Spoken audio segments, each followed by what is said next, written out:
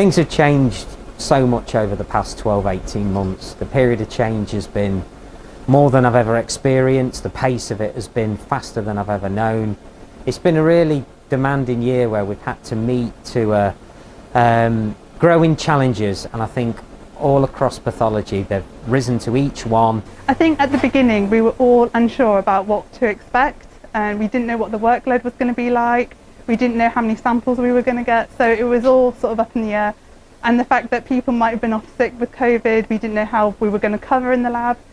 But I think as a team we've pulled through quite well, and also we did help microbiology overnight setting up with the COVID samples, like reading off the COVID samples. So overall I think as a team we worked really well with the other labs as well. Okay, my experience from the beginning, it was quite chaotic. It's constantly changing, so we never know what's going to happen day to day. It's settled now somewhat, but it's still, it's hard work.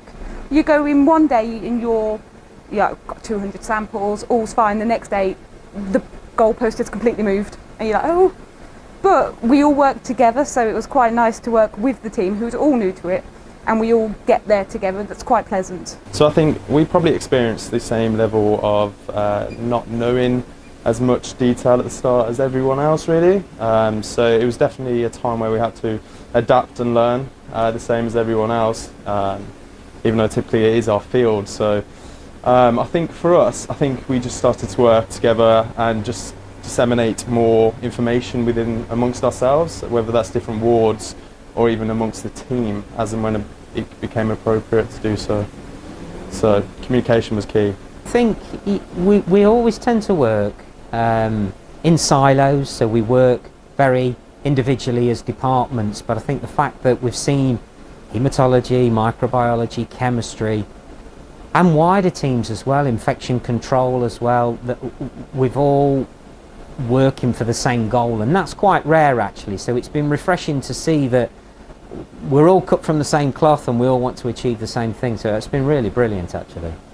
It's been really key how infection control have managed to work with the lab staff, and the labs across all areas have had to adapt in the way they work, and I think our relationship with the labs has improved with how we feed into each other, and also getting to know more people, which has also been very positive, learning new people's names whose faces you've seen, so that's been really positive.